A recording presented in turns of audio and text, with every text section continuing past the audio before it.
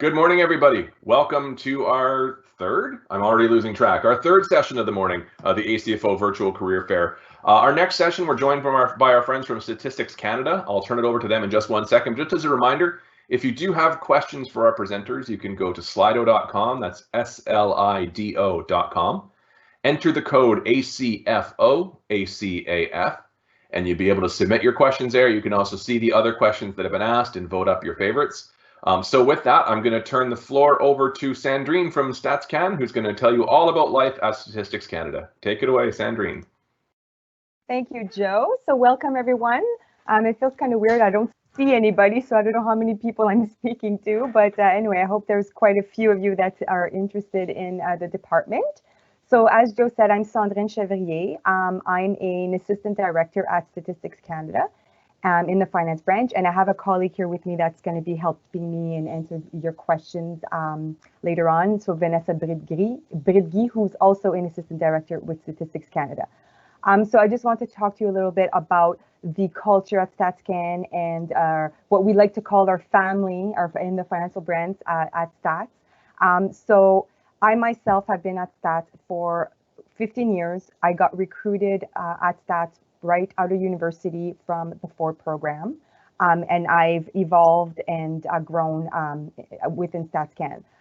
So as you will see with my presentation, there's many reasons why I'm still there. Vanessa, same situation as me. She was also recruited right out of university with the Ford program and has been with Stats, I would think, about 13 years, I would say. So yeah, there's a reason why people who start at Stats stay there, and I'll explain to you that in a few minutes. So as you can see in my slideshow here, I just wanted to give an overview of the profile of the finance branch. So as you can see, about 50% of the finance branch are FIs, but we do have a mix of different other grouping levels. So we have like the clerical team, which are ASs and CRs. We also have the procurement team that is with us. So everything that's procurement, contracting, and everything is also part of the finance branch. And we do have a bit of ECs to help with the policy side of things. So that's just to give you a brief overview. And then I also have a little pie chart there of the breakdown of the FI community. So there is quite a bit of room, as you can see, for promotions within the branch. So, we start with the recruitment at the FI1 level, and we have a very strong recruitment and development program that after 2 years with good performance, it's an automatic roll up to the FI2. So we make sure that our FI1s, when they come in, we make sure that they have mentors. We also support them with their CPA designation, both by giving them financial support, but also time to study. So they'll get, depending on where they are in their modules and stuff for their CPA, they get paid time to study, so they don't need to take vacation time or time off. And then they would add, like I was saying, after with good performance, it would be an automatic promotion at the FI2 level. And then we do have quite a bit of people at the FI3 level. So there's about 27 of us, and there's 16 at the FI4 level. So there's quite a bit of room for growth within the department. So just to talk a little bit more about the recruitment program that we have, it also offers rotations. So on every about 12 to 24 months, our recruits, so both the FI1s and the FI2s, are offered to do different assignments within the finance branch. So that could be from financial systems to policy to account receivables to our business transformation team. So I'll talk a little bit more about our business transformation team in a second. But it really gives the opportunity to our employees to grow internally and to get a different type of experience, which is the reason why I've stayed and why many people stay, because they feel like they don't need to leave the department to get different experience. So the rotations are strongly encouraged at the FI1 and FI2 level, but we all do rotations, even the FI3 levels, even the FI4, even the directors do rotations. Of course, at the most senior levels, they're not every 24,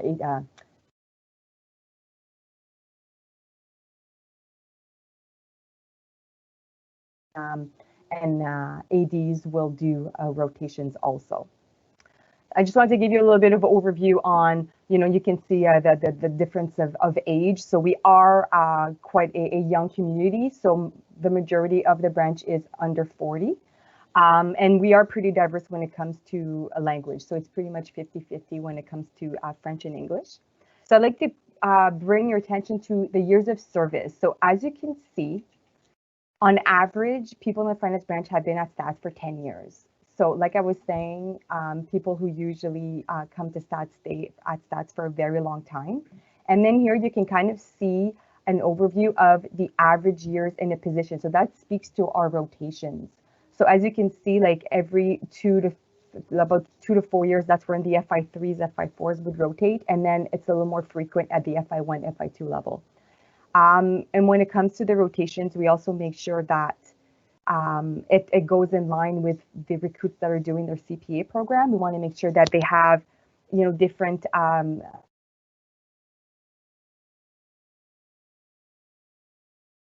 so what also speaks to the reasons why people like StatsCan. As you can see, we have very good employee feedback. We've been ranked one of the top employers in the National Capital Regions. We have really good rankings for the PSES survey and also with the ACFO survey. StatsCan usually ranks very well on those surveys when it comes to employee feedback. So what we do have to offer, as I mentioned a while ago, we have a business transformation team. So this team has been, was developed maybe 3 years ago. So we have like what we call the data analytics team. So they work mostly with Power BI, which is a business intelligence tool. And we really encourage our employees to kind of go and learn that aspect, because that is kind of like the new era of the finance world, is to really play with data. It's not just about crunching numbers, but it's also about telling the story behind the numbers. So we really want to equip our employees to be able to do that, to be able to tell the story behind the numbers. We also have a very accessible management team. So most of our management team have also been at StatsCan for a very, very long time. So it's like we're a family and we grow together. So, the CFO, which she's like,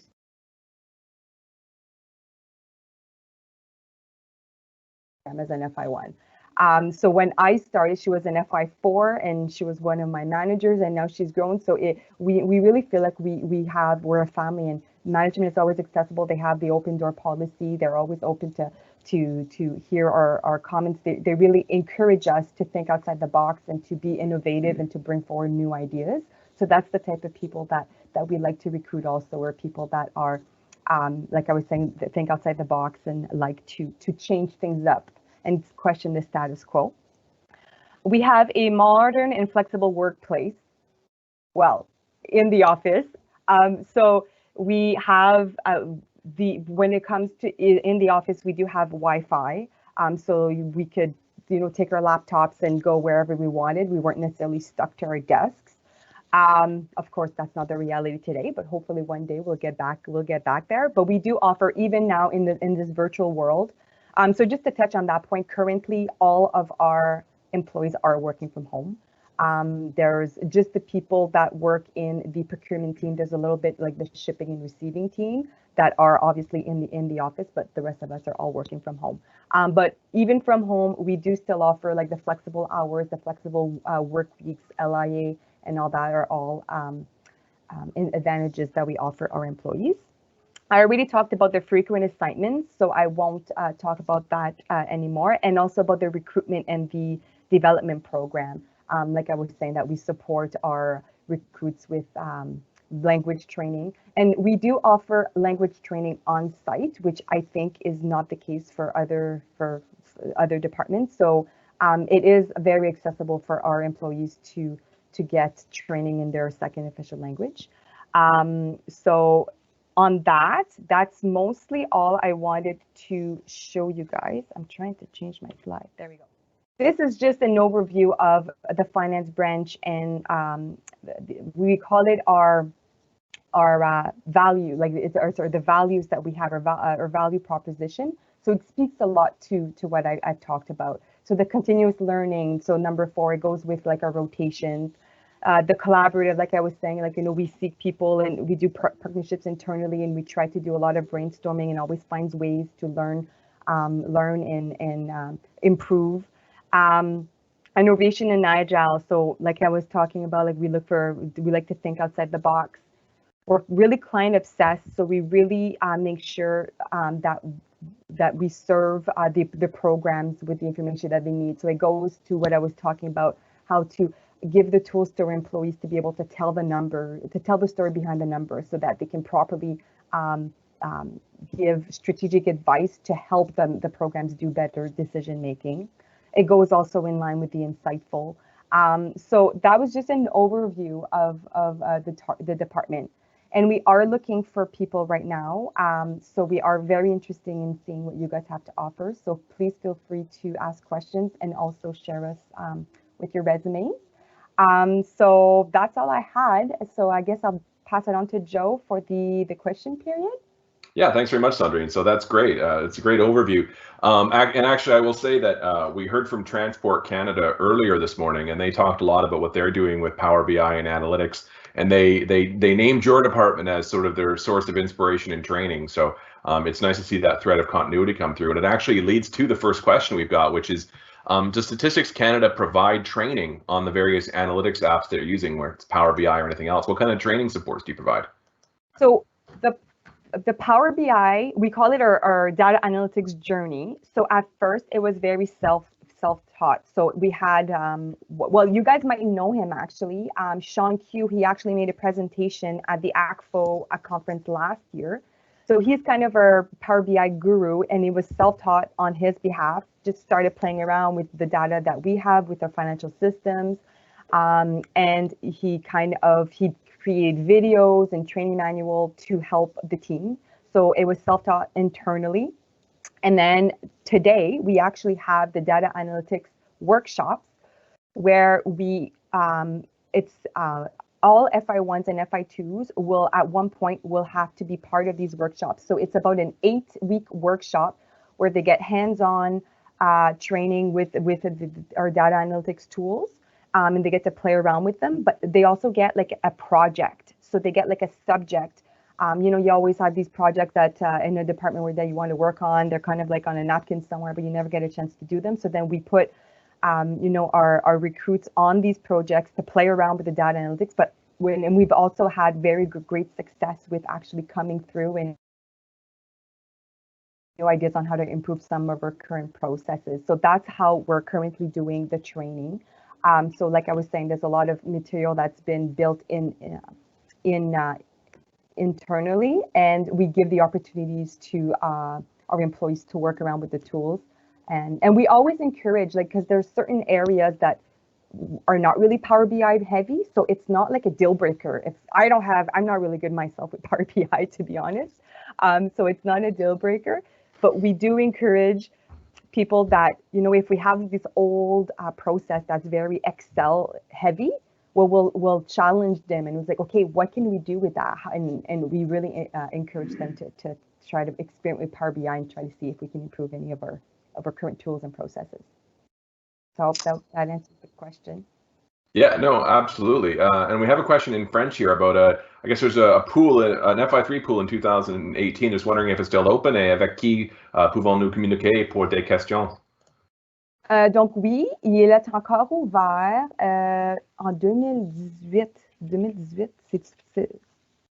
on a un ouvert en ce moment, mais je ne sais pas si c'est celui de 2018, mais ça doit. Sorry, ça fait un bout là. 2018, donc le bassin qu'on a présentement ouvert, il expire en janvier 2021. Mais comme je dis, je ne suis pas certaine que c'est celui de 2018. Mais on va ouvrir un autre bassin probablement comme après Noël. Il va y avoir un autre bassin FI3. So we will be launching another FI3 competition probably after Christmas. And we do have a current FI3 pool that's open until January. Oh, and to answer the question, you can send me an email, and I can, like, depending on what the question, I can share the question with my coworkers in HR if I can't answer the question myself. So you can, either myself or Vanessa can answer the question. Okay, great. I'm going to merge the next two questions. I think they can probably be tackled together. A few people are wondering what specific levels of FI you're currently looking to recruit, what sort of active recruitment you're doing, and also whether or not you're open to assignments from other government departments. Okay, so Vanessa, did you want to take this on, or do you want me to continue? I don't want to hog all the questions. Okay, you want me to go? Je peux répondre. So, what level of FI like that we are currently looking to recruit? It is like at FI1, FI2, and FI3 level. We always have needs to fill out, so this is what we are looking for. But also, if you are looking for an FI4 position, don't be shy and just share with us your. We never know what could happen, so we always look at these as well. Assignment between OGD.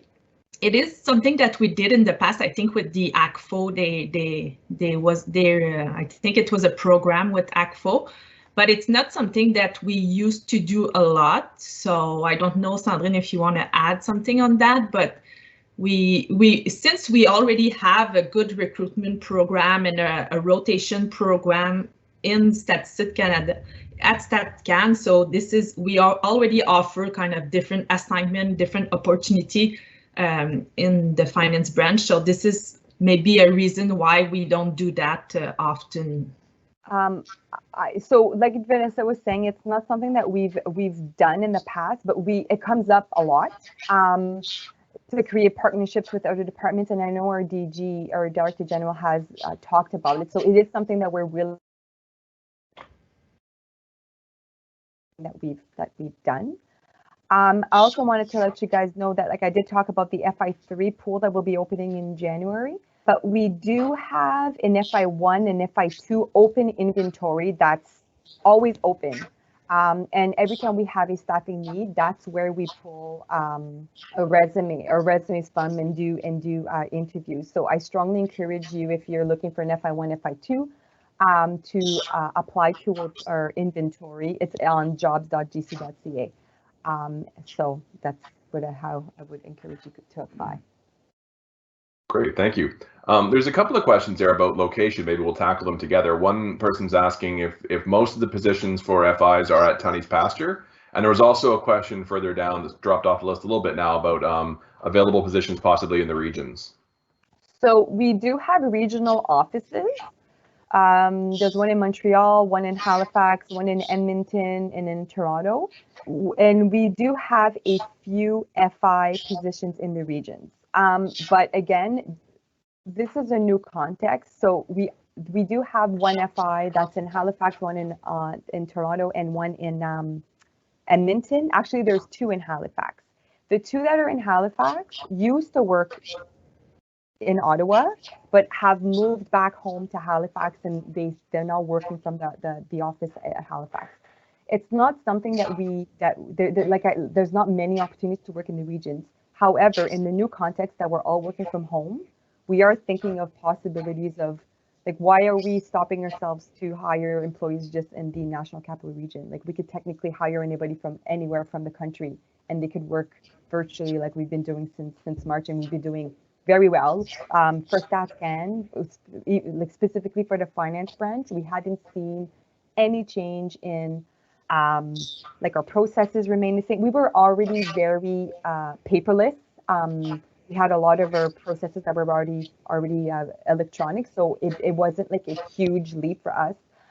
So it's totally possible to have people working from across the country. So I definitely would not discourage anybody from outside of the NCR to apply, because it's something that we are open to. Okay, great. We've just got a few questions left, which is good because we've just got a few minutes left. So I think there's a couple of maybe shorter answers here than maybe a longer one, if I'm speculating correctly. So I think you've already talked a little bit about the pools that are in place, and someone's just wondering if those pools are going to be extended because of some of the slowdowns related to COVID. There's one questions about language requirements at the FY3 position. And then, so why don't we tackle those two quickly, and then maybe we can move into talking a bit more about the rotational program. So for the, I'll just go to the second question that I see here. So for the extensions of the pools, like I said, the one in the FI3 that we have open is closes in January. We are talking about potentially extending it, but we will be launching another one. And the reason being is to tackle question number one, FI3 official languages at the CBC. Currently are like, well, it's new, like we are going towards the CBC with the new official language policy, or not the new, but the ones that's being more enforced, I guess I should say. So most of our FI3 positions will be at the CBC level, but we are looking at possibilities of having unique FI3 positions that would be possibly just at the BBB level, or maybe even unilingual. However, that might, like those positions, since they're unique, they won't, the rotational program that we do will kind of, those positions would be limited, right? So since most of our positions are at the CBC level, if we have a new unilingual FI3, well, they won't necessarily have the opportunity to rotate out into the other positions since they're mostly CBC. And that, I think, leads nicely into that last question, which is somebody just looking for a little bit more detail on that, the rotations program that you have.